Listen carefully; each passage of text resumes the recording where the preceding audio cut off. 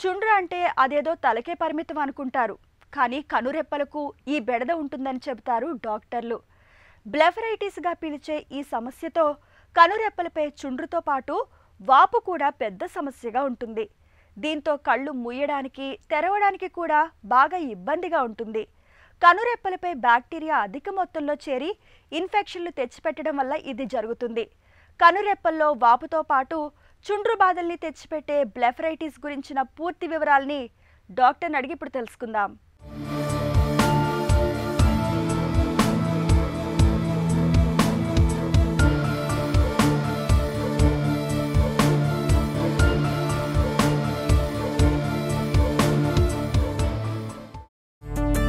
బ్లెఫరైటిస్ అంటే ఏంటి? మన రెప్పల నుంచి వెంట్రుకలు ఐ లాషెస్ అనేవి ఎక్కడి నుంచి బయటికి వస్తాయో ఆ భాగాన్నే మనం లిడ్ మార్జిన్ అని అంటాము. ఈ లిడ్ మార్జిన్కు వాపు లేదా ఇన్ఫ్లమేషన్ వచ్చినప్పుడే దాన్ని బ్లెఫరైటిస్ అని అంటాము. ఈ బ్లెఫరైటిస్ అనేది ముఖ్యంగా 2 రకాలుగా ఉంటుందండి. Anterior blepharitis, posterior blepharitis. ఈ యాంటీరియర్ బ్లెఫరైటిస్లో మన రెప్పల నుంచి ఐ లాషెస్ ఎక్కడైతే అటాచ్ అవుతాయో అది ముందు భాగానికి, ఎదుటుగా ఉన్న భాగానికి అటాచ్ అవుతాయి. ఈ భాగం ఎఫెక్ట్ అయినప్పుడు దానిని యాంటీరియర్ బ్లెఫరైటిస్ అని అంటాము. రెండోది చూసుకుంటే పోస్టీరియర్ బ్లెఫరైటిస్. ఈ వెంట్రుకలు ఉన్న జాగా కాకుండా దాని వెనుకాల భాగంలో మెబోమియన్ గ్లాండ్స్ అనేవి రెప్పల్లో ఉంటాయి. ఈ ఓపెనింగ్స్ ఆ భాగంలో ఓపెన్ అవుతాయి, వెనుకాతల భాగంలో. ఈ భాగంలో వాపు ఉన్నప్పుడు దానిని మెబోమియన్ లేదా పోస్టీరియర్ బ్లెఫరైటిస్ అని అంటాం. ఇది ముఖ్యంగా మెబోమియన్ గ్లాండ్స్లోని లోపాల వలన వచ్చే ప్రాబ్లం. ఈ బ్లెఫరైటిస్ అనేది చాలా కంటికి ఇబ్బంది చేస్తుందండి. కంట్లో వాపులు రావడము, కంటి రెప్పలకు ముఖ్యంగా కళ్ళు ఎర్రబడము, కంటి రెప్పలు ఎర్రగా ఉండడము, రికరెంట్ స్టైజ్ అంటే కంటి కురుపులు ఫ్రీక్వెంట్గా రావడము, కొంతమందికి సివియర్గా ఉన్నప్పుడు కంట్లో కూడా అల్సర్ లాంటివి ఫామ్ అవ్వచ్చు, ఎస్పెషల్లీ బ్యాక్టీరియల్ లేదా వైరల్ ఇన్ఫెక్షన్లు ఉన్నప్పుడు. ఇంకొంతమందికి చుండ్రులాగా కొంచెం ఫ్లేకి ఏదో అక్కడ ఉన్నట్టుగా అనిపిస్తుంది. ఇంకొంతమందికి కళ్ళు బాగా దురదలు ఉండడము, కంట్లో ఏదో రాళ్ళు పడినట్టుగా ఫారిన్ బాడీ సెన్సేషన్ అని అంటాము, అది కూడా కొంతమందికి ఉండొచ్చు.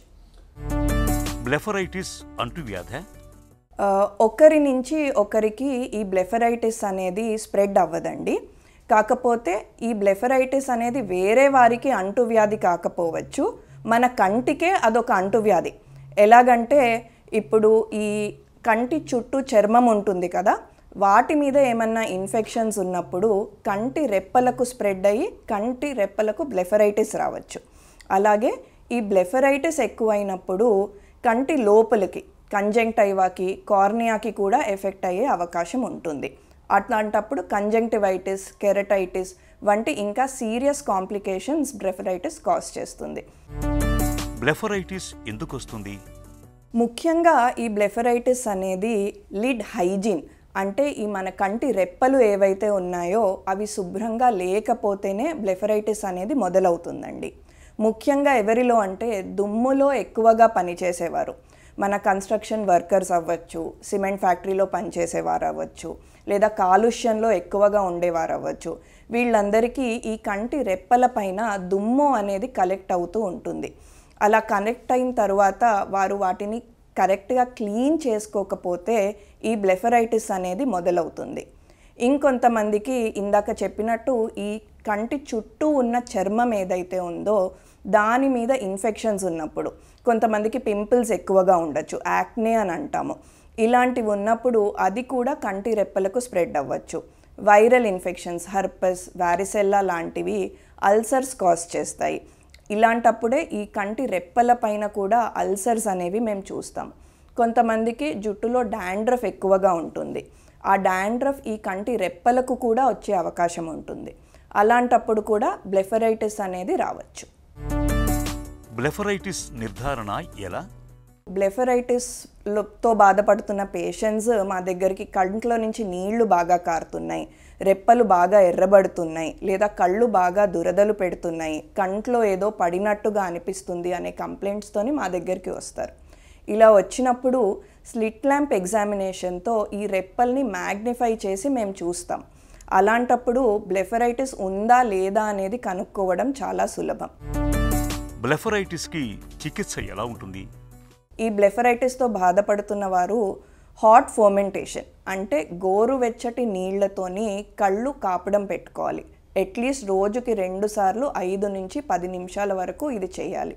రెండోది బేబీ షాంపూ దొరుకుతుంది కదండి, అది ఒక్క చుక్కని ఒక 10 చుక్కలు నీటితో మిక్స్ చేసి మంచిగా, ఎస్పెషలీ మనం కాటుక పెట్టుకుంటాం కదా, ఆ ఏరియాలో మంచిగా ఈ షాంపూతోని క్లీన్ చేసుకున్నట్టయితే 90 to 95% of the times early stage blepharitis ఉంటే అదే సరిపోతుంది. దానికి వేరే ట్రీట్మెంట్ ఏమీ అవసరం ఉండదు. ఇంకొంచెం ఇన్ఫెక్షన్ ఎక్కువ ఉన్న వారికి ఈ యాంటీబయోటిక్స్ డ్రాప్స్ ఇవ్వడం కానీ, లూబ్రికేటింగ్ ఐ డ్రాప్స్ ఇవ్వడం కానీ, ఇన్ఫెక్షన్ ఎక్కువ ఉన్న వారికి ట్యాబ్లెట్స్ రూపంలో యాంటీబయోటిక్స్ ఇవ్వడం కానీ మేము చేస్తాము. ఎస్పెషలీ ఈ బ్లెఫరైటిస్ అనేది మనం గుర్తుపెట్టుకోవాల్సింది ఏంటంటే 1-2 రోజుల్లో తగ్గేది కాదండి. దీనికి ఏదన్నా కానీ ట్రీట్మెంట్ కొన్ని ఎక్కువ రోజులు వాడవలసి ఉంటుంది, లేదా అది తగ్గకపోవచ్చు, లేదా మళ్ళీ వచ్చే అవకాశం కూడా ఉంటుంది. రెండోది ఈ పోస్టీరియర్ బ్లెఫరైటిస్ అనేది ఉన్నప్పుడు మెబోమియన్ గ్లాండ్స్లో ఈ ఓపెనింగ్స్ ఏవైతే ఉంటాయో అవి బ్లాక్ అయిపోతాయి. దానికి థర్మల్ పల్స్ థెరపీ ద్వారా మనం ట్రీట్మెంట్ ఇచ్చి బ్లెఫరైటిస్ని తగ్గించవచ్చు. కనురెప్పలపై వాపు, చుండ్రు బాధలను నివారించుకోవడానికి కళ్ళను పరిశుభ్రంగా ఉంచుకోవడం ఒక్కటే మార్గం. ముఖ్యంగా లెన్సులు ధరించే వాళ్ళు కళ్ళ సంరక్షణ విషయంలో ప్రత్యేకంగా జాగ్రత్తలు తీసుకోవాలి. రెప్పల్లో వాపు, చుండ్రు బాధలు తీవ్రంగా ఉన్నప్పుడు డాక్టర్ పర్యవేక్షణలో చికిత్స తీసుకోవడం మంచిది.